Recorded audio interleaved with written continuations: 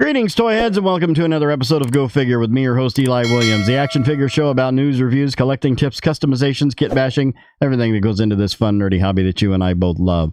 And in this special episode, we're going to be doing an unboxing and review of the Hasbro Star Wars, the Black Series, Ahsoka Marrok. Just got this in from Amazon, had it on pre-order with, along with the, I got it in with the Mandalorian R2-D2, which I've already done a review on. And at first I didn't really want to get this guy because I hadn't really watched the series, and I watched the series. I'm like, well, this guy's kind of cool. And then, you know, you didn't see him again after that, like 3.5-4 minute fight with Ahsoka. So there you go. But let's have a look here. We've got Star Wars The Black Series. Windowed packaging is back. There you can see Marrok and all his Marrokiness. Star Wars Ahsoka Marrok, warning, choking hazard, don't put any of this in your mouth, you poke your throat with a lightsaber. Ages 4+ Hasbro. On the side here we've got the artwork for the collage if you line up your boxes, and then Marrok down there at the bottom. This side we have the Star Wars The Black Series logo, and then the side of the window there, top window. And on the back here, we've got a little blurb about Marrok, because I know nothing about that guy other than he fought Ahsoka there at that old Imperial shipyard. There we've got another piece of that artwork. Number 8 in the wave. Jibbery-jabbery legal jargon across the board, ages 0 to 3, you know what that means. If your child is not born yet, they shouldn't play with these toys. That's right, you're welcome. Disney, Hasbro, and then on the bottom, we've got more jibbery-jabbery legal jargon, Houses of Klingon, and barcode. And let's get him out of the box and on the pedestal, and we'll have a look. And here we have him on the pedestal. Let's have a look at his one and only accessory. Has one of those Inquisitor blades, lightsaber blades, or Inquisitor lightsaber, rather. We've got the newer translucent red plastic, which I really, really like the fact that they've changed that up. And these do pop out, so you can pop those out if you want, and you've got that little notch there, as you can see, so that lines up very evenly. You don't get that weird bend like you used to get when in the blades when you'd put them into the lightsabers. If you take them out, I usually just leave them in because I pose them with the lightsabers. But so yeah, we've got that nice silver paint app going all the way around there, little black touches here and there. You got the little peg. I'm assuming he's got some place to put that, probably on his back. Yep. And so yeah, we have that, and then here is Mr. Marrok, and Mr. Marrok stands at approximately right at 6 inches tall, right there. Looking at the sculpt, it's a pretty neat looking character. They just didn't do much with him. I like the fact that he's got a cloth goods cape. That's kind of cool instead of having a nasty old rubbery cape. I know there's people that like the rubber capes. I do not like the rubber capes. Pretty much haven't liked them since the original Lando. But he's got a very Black Knight look going on here. He's got that face shield. He's a very mysterious character. From what I understand, I think it was the guy that played Starkiller in Force Unleashed was the actor that played him. That's what I heard. I don't know if that's true. Probably might be true. Let me know down in the comments. But yeah, we've got that sort of knight helmet going on there with his head. The cloth goods cape does have like a little elastic band going around the front here, so you can take that off if you so desire. We've got the gray sort of dulled metal armored pieces on the shoulder. Got some pauldrons, got some arm vambraces. I've got little knuckle dusters down here, all highlighted with like a burnt orange rusty sort of look to it. Black undersuit, undersuit body suit, whatever you want to call it there.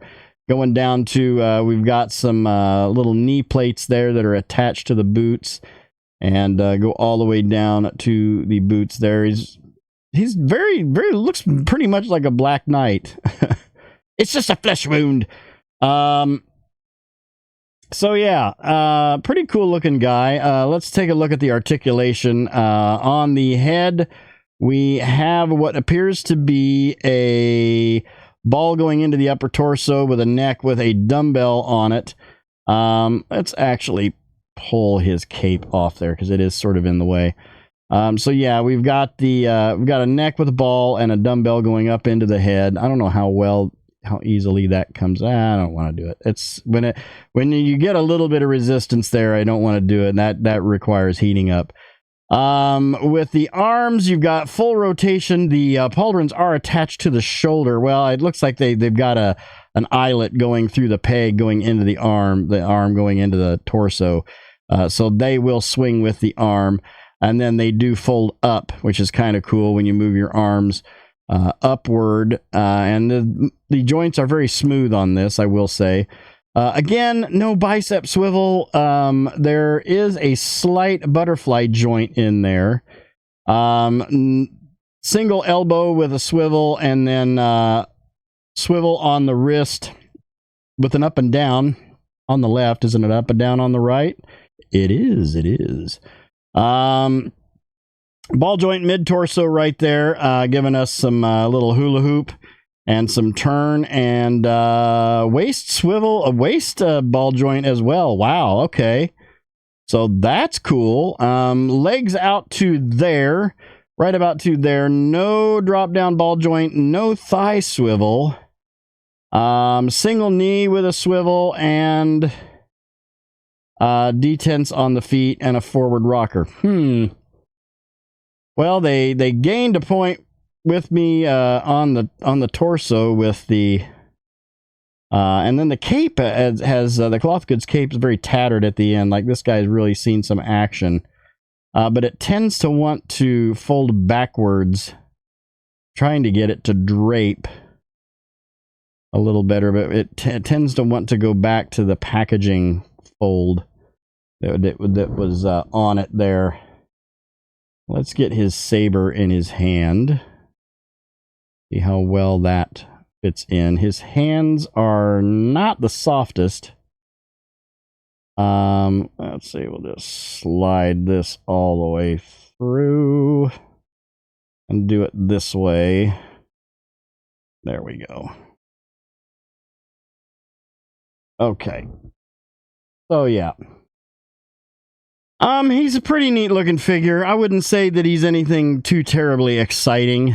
Not nearly as exciting as some. I just really wish that Hasbro would incorporate a lot of the articulation that they're putting into G.I. Joe and Marvel into the Star Wars and Indiana Jones line. I feel like and then even with the Power Rangers, which I don't collect, but I've seen them well enough to know that they have really high articulation as well. I don't know. They just seem to be cutting corners with Star Wars and Indiana Jones. They still look great. I mean, he's a great looking figure, but just nothing too exciting. Even the character really wasn't that exciting in the show. They showed him briefly, and then that was it. So let's pop him off the pedestal. We'll line him up with some other sinister characters and see how he scales up. So here we've got him lined up with the Hasbro Marvel Legends series Hawkeye Kingpin, the Hasbro G.I. Joe Classified series retro carded Firefly, the Hasbro Indiana Jones Adventure series Walter Donovan, and the Mattel DC Universe Classics Lex Luthor. All in all, I mean, he's an okay figure. He's a decent looking figure. He's just, he's not very exciting. He's probably going to end up being a shelf warmer, and I've paid too much for him. But, he'll look good on the shelf. I'm being kind. I'm going to give him a 6 out of 10. I'd give him 5 out of 10, but I'm being kind because he does come with a cool looking lightsaber, does have a cloth goods cape, and does have 2 ball joints on his upper torso. But again, I wish Hasbro would start putting bicep swivels and double knees and double elbows on their force wielding characters. At least that. I don't know why they don't do that, but there's some that do incorporate double elbows and stuff, but I don't know. They've just been skimping on that part. So that'll do it for this episode. Thank you guys for watching. I hope you enjoyed that. Please remember to like, comment, and subscribe. Smash that bell so you can get information about all the good things coming out of my channel. You all have yourselves a great week and a great day. I'll see you next time. And until then, don't forget to get your figure on. Take care.